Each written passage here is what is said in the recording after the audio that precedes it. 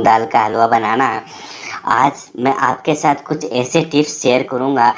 Video को शुरू से लेकर एंड तक पूरा देख लेंगे तो आपको कभी भी हलवा बनाने में ज़्यादा समय नहीं लगेगा और बहुत ही आसान हो जाएगा हलवा बनाना, और ना ही कभी लम्स पड़ेंगे हलवे के अंदर।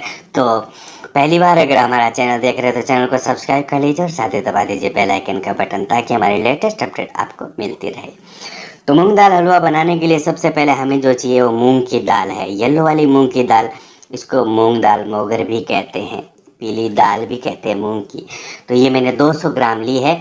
इसको मैं एक बोल के अंदर डाल रहा हूँ और इसे 3-4 बार पानी से अच्छे से वॉश कर 1 घंटे के लिए भिगोने के लिए रख देते हैं। पानी डालकर ही 1 घंटे में भीग जाएगी। वैसे ज़्यादा टाइम भी आप भिगोना चाहे तो भिगो सकते हैं, 1 घंटे में अच्छे से भीग जाती है। उसके बाद हमें 200 ग्राम चीनी चाहिए और 150 ग्राम मैंने देसी घी लिया है। ये 150 ग्राम घी है। उसके बाद मैंने केसर की 20-25 पत्तियों को भिगो दिया पानी के अंदर। आप दूध के अंदर भी भिगो सकते हैं। 1 चम्मच दूध या पानी में किसी भी चीज़ में भिगो दीजिए। उसके बाद मैंने 150 ग्राम खोआ लिया, यानी कि मावा लिया है। इसे कद्दूकस कर लेना है। आधा छोटी चम्मच इलायची पाउडर, 1 चम्मच कटिंग बादाम, 1 चम्मच कटिंग पिस्ता। तो चलिए अब हम चाशनी बनाते हैं। गैस पे कढ़ाई चढ़ाते हैं, उसके अंदर 200 ग्राम चीनी है, उसके अंदर मैं 250 ml पानी डाल रहा हूँ। अब गैस को रखना है फुल आंच पे आपको और चीनी को गला लेना है। हम ये हलवे के लिए चाशनी बना रहे हैं, यानी कि चीनी को गला रहे हैं। बिल्कुल परफेक्ट चाशनी बनेगी। इससे आपको तार वार कुछ भी नहीं देखना है, कोई किसी भी तरीके का आपको वो नहीं करना है कि इसमें कैसे तार देखेंगे, कैसे बनाएंगे। जैसे ही चीनी गल जाए और चाशनी के अंदर उबाले आ जाए तो समझ लेना चाशनी बिल्कुल हमारी बनकर तैयार है। तो ये चाशनी के अंदर उबाली आ गई है, तो अब हम गैस को कर देते हैं बंद। चाशनी बिल्कुल तैयार है। इसे दूसरी जगह शिफ्ट कर देते हैं और इसको ढक कर रख देते हैं। और अब हम मूंग दाल पीसने की तैयारी करते हैं। 1 घंटे बाद देखिए दाल भीग चुकी है, डबल हो चुकी है। मूंग की दाल अच्छे से भीग चुकी है। मूंग की दाल बहुत जल्दी भीगती है, इसलिए 1 घंटे में अच्छे से भीग जाती है, कोई दिक्कत नहीं है। उसको मैंने एक छलनी के अंदर निकाल लिया, उसका पूरा पानी हटा दिया है मैंने मूंग की दाल का। अब मैंने एक मिक्सी ली है, मिक्सी के अंदर इस दाल को डाल रहा हूँ। याद रहे आपसे अगर बिना पानी पीसे तो बहुत ही अच्छी बात है, और मैं जिस तरीके से पीस रहा हूँ इस तरीके से ये बिना पानी अच्छे से पीस जाती है। मैंने बिना पानी के ही पीसा है इसे। देखिए मैंने मिक्सी में चला रहा हूँ इस मूंग की दाल को। ये जो ऊपर आप एक बार चलाया है, जो ऊपर आपको ये बड़ी बड़ी जो मोटी मोटी जो दाल दिखाई दे रही है, इसको आपको एक स्पैटुला से या कोई चम्मच से अंदर की तरफ कर देना है और फिर से ढक्कन लगाकर एक बार और चला लेना है। ज़्यादा बारीक नहीं करना है, थोड़ा रवा रखना है, थोड़ा दरदरा पीसना है इसको। चलिए दाल पीस चुकी है, देख सकते हैं आप। ज़्यादा बिल्कुल बारीक भी नहीं पीसा है मैंने और बहुत ज़्यादा मोटा भी नहीं पीसा है। तो दाल बिल्कुल कंप्लीट है। तो अब हम क्या करते हैं, दाल को कढ़ाई के अंदर डाल देते हैं। दाल जो पिसी हुई दाल है उसको कढ़ाई के अंदर डाल देते हैं।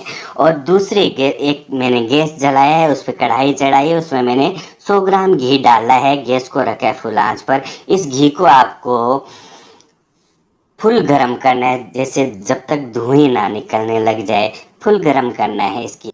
और अब मैं दूसरे गैस पे दाल वाली कढ़ाई चढ़ा दी है। दाल वाले गैस को मैंने ऑन नहीं किया है और एक मैंने पलटा ले लिया है। ये ट्रिक आपको ध्यान से देखनी है, इससे आप दाल को सेकने में आसानी होगी और दाल के अंदर लम्स भी नहीं पड़ेंगे। तो देखिए मैं 1 चम्मच घी डाला और दाल को चलाया। इसी तरीके से फिर मैं 1 चम्मच घी डालूंगा और दाल को चलाऊंगा। इससे क्या होगा कि दाल का पानी है जो जल्दी सूख जाएगा और दाल एकदम खिल जाएगी। इससे ना ही तो लम्स पड़ेंगे और हमें दाल सेकने में आसानी होगी। अब घी वाले गैस को आपको धीमी आंच पे कर देना है। घी फुल गर्म हो रहा है तो गैस को धीमी आंच पे कर देना है। एक एक चम्मच इस तरीके से आपको डालते हुए इस दाल को चलाते रहना है, कंटिन्यू चलाते रहना है और घी एक एक चम्मच डालते रहना है। इससे दाल एकदम से अच्छे से खिल जाएगी और हमें जल्दी सेकने में मदद मिलेगी और लम्स भी नहीं पड़ेंगे। तो हलवाई यही तरीका अपनाते हैं। वैसे अगर सेकेंगे तो कब तक सेकेंगे, क्योंकि सबसे पहला स्टेप होता है दाल को सेकने का, वही सबसे मुश्किल होता है इसको सेकने के लिए, और उसी मुश्किल को मैंने आसान कर दिया है इस तरीके से। पहले घी गर्म करके उसमें दाल डाल के ऐसे कभी भी दाल को नहीं सेकना है आपको। तो ये जो 100 ग्राम घी था, मैंने 100 ग्राम घी लिया है, अभी 50 ग्राम हम बाद में लेंगे, वो मैंने पूरा डाल दिया है। और अब देखिए आप, मैं इसको चलाता हूँ, बिल्कुल भी लम्स नहीं पड़ेंगे और दाल बिल्कुल जल्दी से खिल जाएगी। इससे आपको बहुत आसानी मिलेगी हलवा सेकने में। अब पूरा घी हम डाल चुके, अब हम गैस जलाएंगे मीडियम आंच पर। दाल वाली कढ़ाई का गैस अब जलाया है मीडियम आंच पे। अब इसको मीडियम आंच पे आपको सेकना है। अब ये ना ही तो लगेगी और ना ही आपको कोई दिक्कत होगी इसको सेकने में। इस तरीके से चलाते हुए आपको इसे ब्राउन कलर का करना है, मतलब बादामी कलर का करना है। आप अगर उससे कम कलर पसंद करते हैं तो कम कलर का रख लीजिए, कोई दिक्कत नहीं है। लेकिन जो टेस्ट बादाम कलर का हलवा सेक के उसको खाने में है, वो बहुत ही अच्छा टेस्ट आता है। तो देखिए दाल पूरी तरीके से 5-6 मिनट बाद ये खिल गई है, एकदम खिल गई है, इसमें किसी तरह के लम्स नहीं है। और अब हमें क्या करना है, हमारे पास जो घी है 50 ग्राम और वो और मांग रही है। ये देखिए दाल पूरी तरीके से खिल चुकी है, एकदम आसानी हो रही है सेकने में, कोई परेशानी नहीं हो रही है बिल्कुल भी। तो अब हम क्या करेंगे, इसके अंदर हमारे पास जो घी है वो हम डाल देते हैं 50 ग्राम। ये 50 ग्राम घी डाल दिए। हो सकता है थोड़ा सा घी और भी आपको ऐड करना पड़े, तो आप थोड़ा बहुत 10 ग्राम करीब और ज़्यादा कर सकते हैं। तो इस तरीके से आपको चलाते रहना है और इसे ब्राउन कलर का कर लेना है। तो देखिए किस तरीके से दाल एकदम खिल चुकी है। बिल्कुल एक बार जैसे हम सेकेंगे तो ऐसे लगेगा घी बहुत कम है, दाल वो फूलती है दाल और उसके बाद वापस बैठने लग जाती है दाल। इस तरीके से हम सेकते रहेंगे ऐसे। तो देखिए अब ये वापस बैठ रही है दाल, मतलब सिकाई ले रही है ये। अब ये हल्की ब्राउन हो रही है, ये हल्की ब्राउन हो रही है, पूरी ब्राउन नहीं हुई है।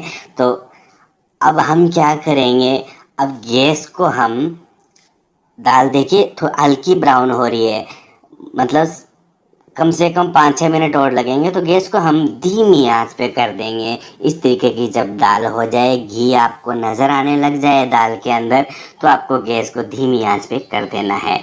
और अब हम इसे धीमी आंच पर सेकेंगे, 5 मिनट 6 मिनट लग जाए हमें। तो इस तरीके से हम धीमी आंच पर सेकेंगे और इसे गोल्डन ब्राउन कर लेंगे। तो चलिए एक खास टिप्स और है जो चाशनी वाली है, उससे भी आपको बहुत ही ध्यान से देखना है, उससे आपको कोई किसी भी तरीके की दिक्कत नहीं होगी। दाल सिक चुकी है, पूरी ब्राउन हो चुकी है, आप देख सकते हैं। इस तरीके की ब्राउन करनी है आपको इस दाल को। देखिए पूरी तरीके से दाल ने घी छोड़ दिया है, दाल बिल्कुल सिक चुकी है। तो अब मेरे पास जो 150 ग्राम जो मावा था उसको अलग से नहीं सेकना है, दाल के अंदर ही डालना है। जैसे दाल ब्राउन हो जाए, घी मावे को कद्दूकस कर लेना है। सॉरी मैंने पहले बताया नहीं, इसको कद्दूकस कर लेना है और फिर डालना है इस तरीके से दाल के अंदर। तो ये 1 से 1.5 मिनट के अंदर बिल्कुल पक सिक जाता है, एकदम अच्छे से सिकाई हो जाती है दाल के अंदर, पता ही नहीं लगता।